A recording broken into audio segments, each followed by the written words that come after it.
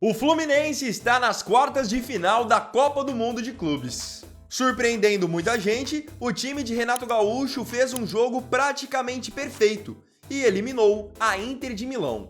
Nesse vídeo, quero mostrar minha análise com 5 acertos que fizeram o Fluminense mandar os italianos de volta para casa.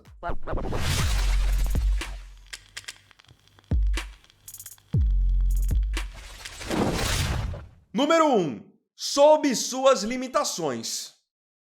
Esse é o primeiro ponto que tem que ser elogiado do time do Fluminense. O Flu soube muito bem as suas limitações. A gente não viu um Fluminense tentando inventar ou tentando pressionar a Inter de Milão lá em cima, tentando sair jogando bonitinho, nada disso. Ainda mais conhecendo o Renato e o estilo de jogo dele, é exatamente fazer o básico, o arroz-feijão, sem inventar.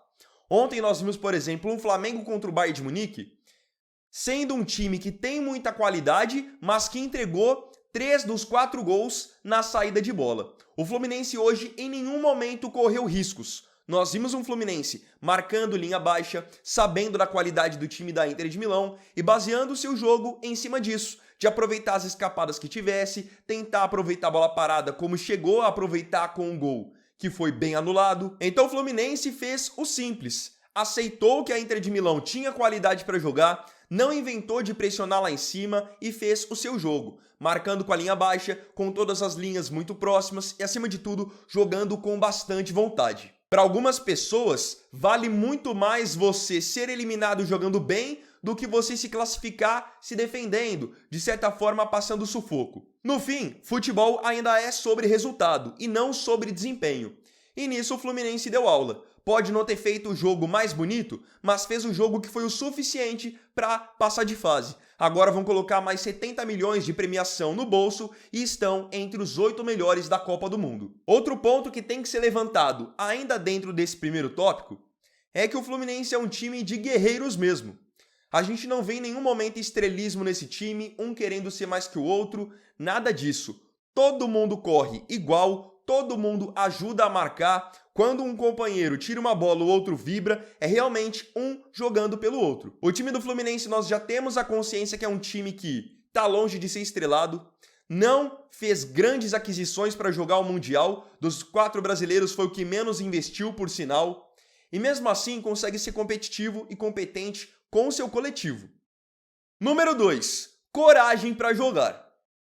Eu levantei no primeiro tópico que o Fluminense soube suas limitações, mas ao mesmo tempo teve coragem para jogar. Ou seja, o Fluminense não inventou, maior parte do jogo jogou com a linha baixa, mas quando a Inter de Milão dava o mínimo espaço, o Fluminense tinha qualidade e coragem para sair para o jogo. Com tabelas, ultrapassagens, bom trabalho de balanço dos seus meio-campistas, os laterais, no caso hoje alas, dando opção, John Arias arriscando muitas jogadas individuais e levando a melhor na esmagadora maioria. Então, Flu, quando teve a bola, soube jogar, foi pra frente e não se acovardou. Não foi um jogo onde o Fluminense ficou 100% do tempo defendendo. Ficou defendendo, é verdade, a maior parte, mas porque também fez um gol muito cedo que condicionou o jogo a acontecer dessa maneira. Eu tinha falado muito sobre isso no vídeo da semana passada de análise desse jogo, que eu via Fluminense e Inter de Milão como um jogo equilibrado. Porque mesmo que a Inter tenha muita qualidade, eles vêm de um fim de temporada onde estavam abalados principalmente na questão moral, sendo vice da Supercopa, sendo vice da Liga dos Campeões, vice do Campeonato Italiano. A Inter, querendo ou não tinha algumas das suas referências. Thuram acabou de voltar de desgaste físico. Estavam sem o Çalhanoğlu, que é um jogador que faz muita diferença no meio campo. E o Flu chegou nesse Super Mundial com tudo, mostrando seu catálogo de visitas contra o Borussia Dortmund, jogando com muita vontade. Acima de tudo, muita organização. Dessa forma, eu esperava já que o Fluminense pudesse vencer o jogo e já tinha falado isso no vídeo da semana passada. Tiveram coragem para jogar e foram muito merecedores. Número 3. Renato povoou o meio-campo. Baita acerto por parte de Renato Portaluppi, que acabou fazendo uma alteração na escalação do Fluminense, fazendo um sistema que parece ser mais fechado, mas na verdade ele aproxima muito mais o time. Ele basicamente jogou num 5-4-1. Com o Arias não sendo um atacante, jogando bem aberto pela direita, depois alternando pela esquerda, jogando com 2 alas, 3 zagueiros e o que acontecia em resumo? O time do Fluminense sempre estava muito perto. Todos os encaixes de marcação sempre tinham sobras, justamente porque tinham muitos jogadores na defesa e, obviamente, também muitos no meio-campo. Isso facilitou a vida do Fluminense na marcação. E vocês podem perceber que, por muitas vezes, a Inter de Milão não tinha nem linha de passe para criar. Ficavam trocando bola ali, os zagueiros na defesa, aí o Barella tinha que abaixar bastante para tentar fazer alguma jogada, ou o Aslani abaixar bastante também para tentar fazer essa primeira saída, justamente porque o Fluminense montou praticamente 2 muralhas que não tinha como a Inter de Milão passar. Os números do jogo mostram o quão importante foi essa decisão do Renato de povoar o meio-campo e realmente fazer o Fluminense jogar mais próximo, sempre tendo sobras na marcação. Prova disso é que a Inter de Milão até teve mais a posse da bola, mas não foi uma posse de bola que realmente foi produtiva ou a Inter conseguiu criar grandes chances. Nada disso. Os dados do SofaScore estão aqui na tela mostrando que a Inter teve a posse de bola em 68% do tempo, mas se você pega principalmente no primeiro tempo, quem criou as melhores oportunidades foi justamente o Fluminense, que mesmo tendo menos a bola, quando tinha era muito mais objetivo, muito mais vertical. Outra prova disso é que o Fluminense finalizou 11 vezes no gol e em 4 exigiu defesas do goleiro Sommer. E com o Fluminense marcando muito perto, outra estatística que é interessante de ser destacada é o número de desarmes. O Fluminense desarmou a Inter de Milão em 18 oportunidades. Aproveitando que estou usando dados do SofaScore, convido você a também conhecer mais sobre o aplicativo, fazendo o download dele totalmente gratuitamente aqui na descrição. Tem um QR Code aqui também para você fazer o download se você estiver vendo esse vídeo pela televisão. O aplicativo é gratuito e lá você não perde nada, nenhuma estatística, nenhum resultado de tudo que está rolando nesse Super Mundial. Número 4. Marcação encaixada nos armadores. O time da Inter é um time que naturalmente ele é mais físico do que técnico. Você pega jogadores como o Dumfries, como o Di Marco. Em geral, são caras de mais parte física do que qualidade com a bola no pé. Foi assim que a Inter, por exemplo, venceu o Bayern de Munique na Liga dos Campeões, foi assim que eles eliminaram o Barcelona na Liga dos Campeões, sendo um time que jogava fechado, explorava contra-ataques, explorava a bola aérea, e hoje eles acabaram provando do próprio veneno. Tiveram que eles propor o jogo, porque o Fluminense construiu a vantagem do 1-0 com o gol do Cano muito cedo, com 3 minutos. Então o que acontece? A Inter precisava armar o jogo e tinha poucos jogadores com essa capacidade criativa. Os principais eram no meio-campo o Barella e o Mkhitaryan. O que o Fluminense fez? Encaixou bem a marcação nesses caras. E com isso, eles não conseguiram criar. Tanto o Mkhitaryan quanto o Barella, em geral, estavam sempre muito bem marcados. Fosse por Martinelli, fosse por Bernal, fosse por Nonato, sempre tinha alguém por perto para impedir que esses jogadores recebessem com liberdade. Tanto que, se a Inter de Milão, em determinado momento, levou algum perigo para o gol do Fluminense no primeiro tempo, foi através de bolas longas, que foram bolas que o Barella lançava praticamente do campo de defesa. Com isso, a Inter não conseguiu criar grandes chances.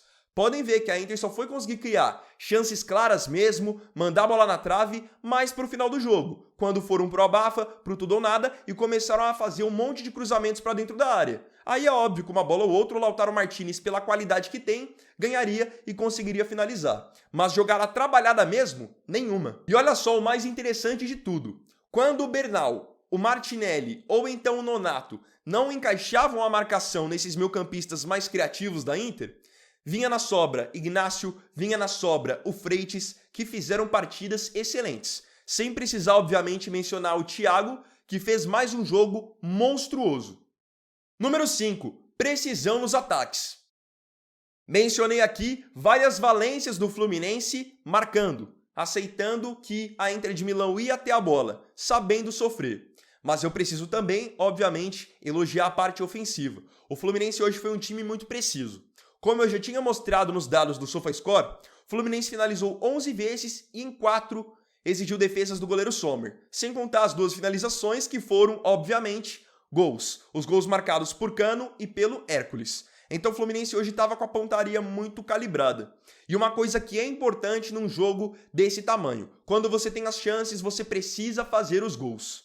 E outra coisa, além de você fazer os gols, é sempre importante quando você chega, você finalizar a jogada. Porque você finalizando, pode ser gol, o goleiro pode defender, o goleiro pode dar um rebote, a bola pode ir para escanteio, são várias opções. Agora, você chegar e nem finalizar, tá fora de cogitação. porque assim você está propiciando um contra-ataque para o seu adversário. E o Fluminense não deu isso para a Inter de Milão em momento algum do jogo. Sempre que tinha a oportunidade de finalizar, o Arias finalizava, o Germancano finalizava, e isso é de suma importância para você, pelo menos, jogar a responsabilidade para o outro lado. Então o Cano foi muito feliz da maneira como se posicionou para fazer o primeiro gol, e o Hércules depois para fazer o segundo gol também foi muito feliz. Entrou no segundo tempo com mais fôlego, com mais força para carregar a bola, e era um momento em que a Inter de Milão estava tentando ir para o tudo ou nada e obviamente iria deixar alguns espaços na sua defesa. Foi aí que o Hércules acabou fazendo um belo gol de perna esquerda e selando então a classificação do Fluminense. Eu sei que muitos não acreditavam na classificação do Fluminense, só que é aquilo que eu já falei em outros vídeos do canal.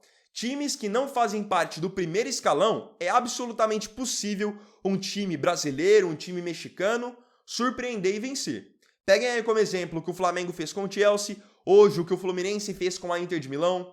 Quando os times não são tão absurdos tecnicamente e não têm super estrelas, a chance de você conseguir fazer um jogo pelo menos competitivo é muito maior. E acredito que o Palmeiras também vai conseguir fazer um jogo bem competitivo contra o Chelsea na sexta-feira e vejo com grandes chances de vencer.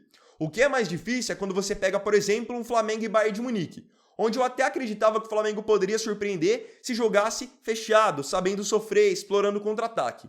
Quis jogar de igual para igual, obviamente acabou perdendo, porque contra um time da qualidade de um Bayern, de um Manchester City, de um PSG, a menor brecha que você der querendo jogar de igual para igual com eles, querendo sair tocando bonitinho, eles vão te castigar, não tem jeito. Olhem só como o Botafogo venceu o PSG. Fez o gol praticamente na única chegada que teve e depois se defendeu o restante do jogo inteiro. No fim, conseguiram a vitória, que é o mais importante. Como eu falei, futebol ainda é sobre resultado e não sobre desempenho.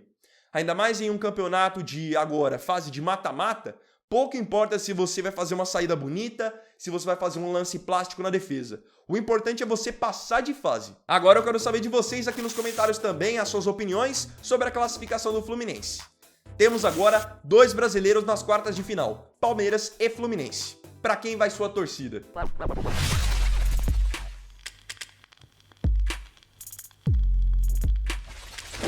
Então, bom galera, esse vídeo foi o segundo dessa segunda-feira. Eu agradeço profundamente a você pela companhia em mais um vídeo do canal. E não se esqueça, curtiu o vídeo? Não esqueça do seu like, de se inscrever e também de compartilhar. Então é isso, tamo junto, até amanhã e até o próximo vídeo. Fiquem com Deus. Vini Wagner aqui, valeu, falou e fui!